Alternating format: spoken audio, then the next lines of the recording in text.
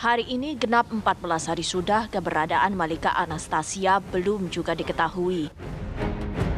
Malika merupakan gadis mungil berusia 6 tahun, anak keempat pasangan Tunggal dan Oni. Malika merupakan gadis mungil berusia 6 tahun, anak keempat pasangan Tunggal dan Oni. Warga Jalan Gunung Sahari 7A, Kemayoran, Jakarta Pusat yang hilang diculik seorang manusia gerobak. Dari penuturan warga sekitar, pelaku yang diketahui bernama Yudi alias Herman sudah melakukan pendekatan yang cukup intensif dengan keluarga korban sejak 2 minggu lalu. Selama masa pendekatan, pelaku kerap mampir ke warung milik orang tua korban untuk meminum secangkir kopi sambil mengobrol akrab dengan ayah korban. Saking dekatnya, korban bahkan selalu menyambut ceria kedatangan pelaku layaknya seorang keponakan dengan paman. Pelaku juga diketahui sering mengajak korban berkeliling dengan menggunakan gerobak motor miliknya. Hal itulah yang membuat orang tua korban akhirnya tidak menaruh rasa curiga sedikit pun saat pelaku membawa kabur korban dengan alasan ingin membelikan makanan. Sini gitu ya? Ya memang dia sering mundar-mandir di sini, sering lewat, mampir, ngopi, ada ngobrol di situ sama orang tuanya si korban. Nah, jadi dia itu memang pendekatan terus. Nah, terhadap anaknya itu anak yang kecil itu yang dia bawa itu dia sering ngasih duit, sering ngasih jajan, terus kadang sering makan juga bareng. Pokoknya selalu ngadakan pendekatan itu nggak berhari-hari, bisa seminggu 2 minggu itu. Ya, jadi begitu dia itu ngajak jajan, itu si korban itu udah mau aja, dia nggak merasa Curiga. nggak merasa mau dibawa atau diculik, itu enggak. Meski telah melaporkan kejadian tersebut ke polisi, namun hingga kini belum ada titik terang atas kasus tersebut. Pihak keluarga berharap adanya bantuan dari masyarakat luas agar bisa membantu menemukan Malika Anastasia yang memiliki ciri-ciri kulit sawo matang, berambut ikal, dan berbadan kurus. Dari Jakarta, Yoga Kuspratomo, TV One mengabarkan.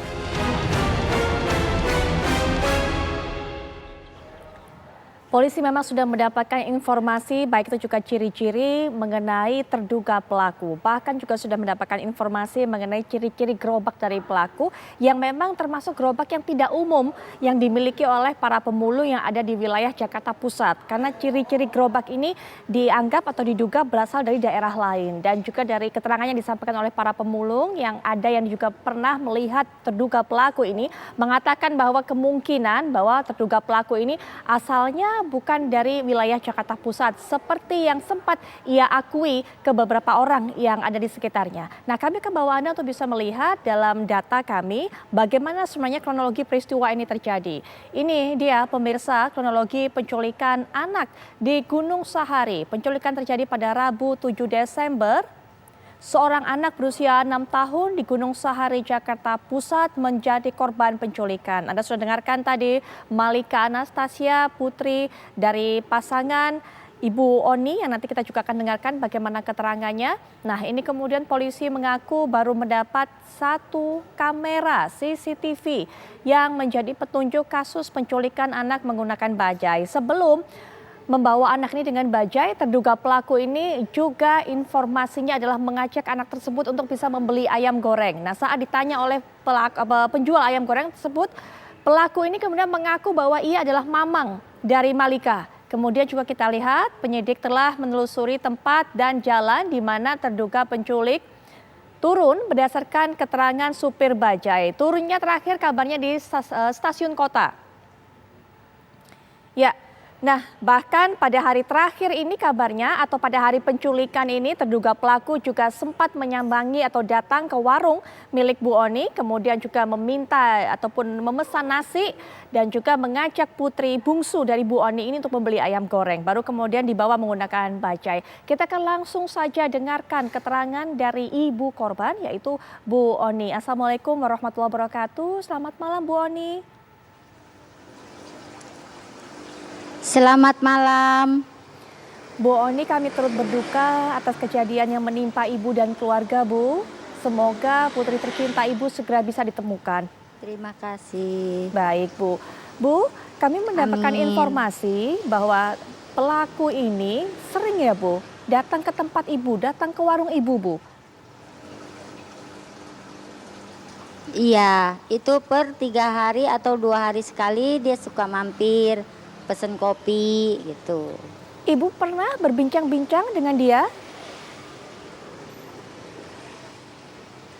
Kalau berbincang-bincang akrab sih tidak, cuman hanya sebatas obrolan biasa aja. Kadang kan ngopi bareng, beli rokok, terus gede-geletakin ngerokok bareng gitu. Biasanya pelaku ini datang ke sana, ini siapa Bu yang diajak berbincang-bincang? Apakah suami Ibu atau karena kabarnya juga dekat dengan anak-anak? Kita berdua. Kalau anak-anak emang kalau kedekatannya itu awalnya suka dikasih jajanan. Dia bawa dari sana kemari bawa jajanan. Terus kadang-kadang suka ngajak jajan ke seberang sama yang bungsu. Sama Malika juga.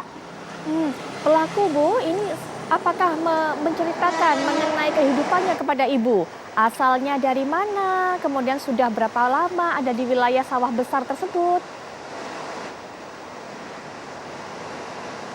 Dia nggak pernah cerita itu asalnya dari mana dan bertempat tinggal di mana, itu dia nggak pernah cerita sama saya. Baik, Ibu sebenarnya sudah berapa lama melihat atau mengenal pelaku ini, Bu? Kalau kita mengenal sih nggak terlalu lama ya. Kalau melihat sih setiap hari dia itu lewat kisaran 2 atau 3 bulanan lah. Jadi selama Ibu baru melihat pelaku ini sekitar 3 bulan terakhir ya, Bu? Iya. Iya, Ibu, kami juga dapatkan informasi katanya pelaku ini selain dekat dengan putri Ibu, dekat juga dengan anak-anak di sekitar ya, Bu? Anak-anak yang ada di kampung tersebut? Enggak. Tidak, Bu? Tidak. Hanya anak-anak Ibu saja, dekat dengan anak-anak Ibu? Tidak. Iya. Hadiah Iya. seperti apa, Bu, yang biasanya dibagikan ke anak-anak Ibu? Suka bawain mainan kayak mobil-mobilan, terus boneka-bonekaan, terus main-mainan kecil kayak bintang, terus gantul-gantulan kunci gitu. Ya, Ibu Oni, apakah sempat juga pelaku ini bercerita kepada Ibu, apakah dia berkeluarga, apakah punya istri, apakah punya anak? Iya, dia sempat bercerita sama saya, Mak, aku punya istri, punya anak 3 perempuan, istri aku sudah meninggal. Anak aku yang gede ditaruh di kampung, yang kedua ikut sama aku, nah yang ketiga kan masih kecil, dibawa sama bibinya di Kemayoran, bilangnya begitu. Apakah dia bercerita, Bu, saat tadi bercerita anak yang pertama itu ditinggal di kampung. Kampungnya di mana? Apakah bercerita, Bu?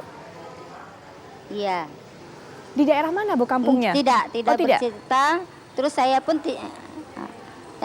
dia tidak bercerita dia punya kampungnya di mana. Terus saya juga pun tidak nanya kampungnya ada di mana gitu. Bu Oni, kalau Ibu bertemu dengan dia setiap kali dia datang ke warung Ibu, ada nggak, Bu, hal yang mencurigakan dari pelaku ini? Atau biasa saja sebenarnya, normal-normal saja? Dia orangnya kalau saya perhatiin orangnya biasa aja.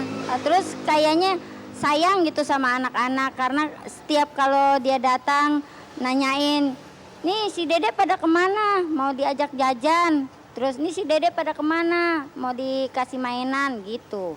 Baik, sepengetahuan Ibu, pekerjaannya apa, Bu? Pekerjaan pelaku ini? Pemulung. Memang pemulung ya, Bu? Pemulung. Iya. Setiap kalau dia lewat itu, iya. Kalau dia lewat itu kemari ya ke lokasi ini, dia selalu bawa gerobak. Bawa Di gerobak. dalam gerobaknya itu Iya. ada botol-botol bekas, iya, bawa botol bekas, kardus dan plastik. Bu, adakah yang aneh atau mungkin bukan aneh, tapi adakah yang berbeda dari gerobak yang dia bawa, Bu? Tidak. Ibu tidak Itu melihat memang perbedaan. gerobak pemulung. Memang gerobak memulung. Baik, Bu, nanti kita lanjutkan Tidak. perbincangan ya, Bu. Iya. Ya, selanjutnya pemirsa kita juga akan mendengarkan pandangan dari Prof. Adrianus Meliala selaku kriminolog. Selamat malam, Prof. Adrianus Meliala. Selamat malam. Baik, Prof, kami mengetahui salah satu pandangan yang Prof sampaikan adalah penculikan terhadap anak ini bukan salah satu pilihan kejahatan yang dilakukan oleh pelaku kriminal, Prof. Mungkin juga bisa jelaskan lebih lanjut mengenai hal ini. Betul, karena memang menculik itu besar resikonya, lalu sulit penanganannya. Resikonya dikatakan besar karena mesti merawat ya anak yang diculik.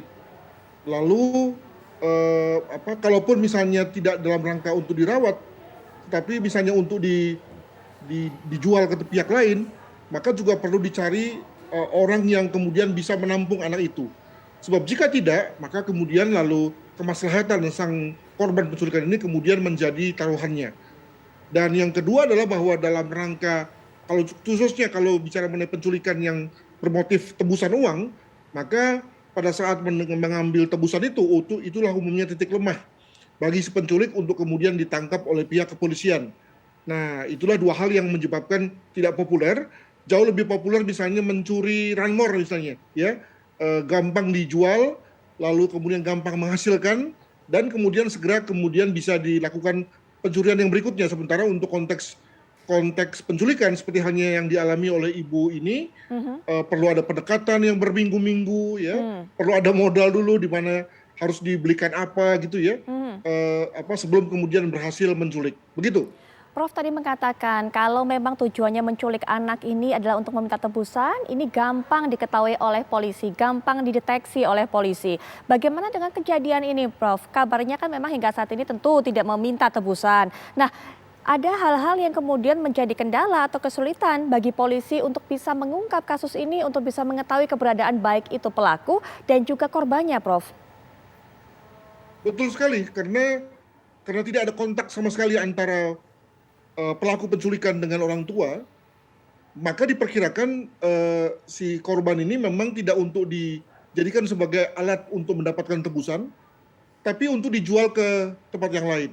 Ya, dijual itu misalnya dalam rangka untuk dicarikan orang tua asuhnya, orang tua barunya, atau ya dijadikan sebagai alat untuk kemudian menjadi pengemis. Ya, itu seringkali menjadi modus yang kita pernah dengar, atau dibawa ke luar negeri untuk hal-hal yang jauh lebih mengerikan dan tidak enak ngomongnya, begitu ya. Tetapi yang jelas bahwa akan makin sulit sebetulnya secara relatif bagi kepolisian untuk menemukan sang korban, mengingat tidak ada clue sama sekali yang diberikan oleh si pelaku dalam rangka kemana mereka berada.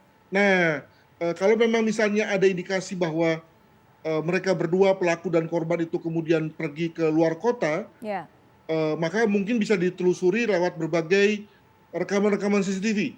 Tetapi tentu saja ini bukan hal yang mudah, mengingat sama sekali tidak ada clue.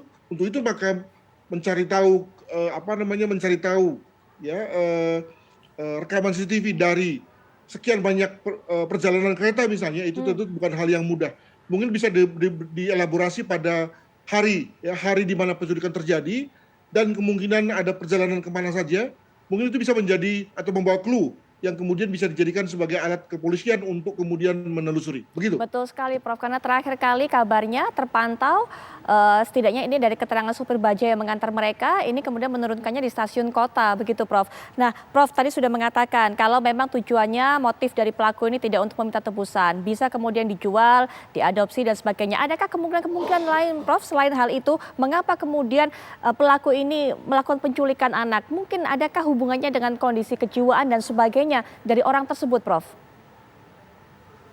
Bisa saja kalau tadi dikatakan oleh ibu ini bahwa memang pelaku ini berkecenderungan suka anak-anak, ya, senang dengan anak-anak, maka ada dua kemungkinan. Pertama, memang suka beneran, seorang yang yang memiliki pola parenting yang memang hangat, ya, dan mungkin karena dia tidak memiliki keluarga, maka dia suka untuk memelihara anak-anak. Tapi bisa saja itu adalah satu hal yang bersifat palsu, ya, lebih dalam rangka untuk mendapatkan kepercayaan pada anak dari anak dan orang tua, maka dia berpura-pura sayang pada anak. Nah, kalau dia berpura-pura sayang pada anak, justru ini menjadi hal yang membuka jalan bagi penculikan dan lain-lain. Bisa dengan cara bermotif untuk uang, menjual dan seterusnya. Nah, kalau kemudian memang dia suka dengan anak-anak, maka itu artinya dia akan rawat sendiri. Tentu ini lebih baik, ya, relatif lebih baik daripada yang lain-lain gitu, ya. Anak ini mungkin akan diasuh, dibesarkan oleh yang bersangkutan,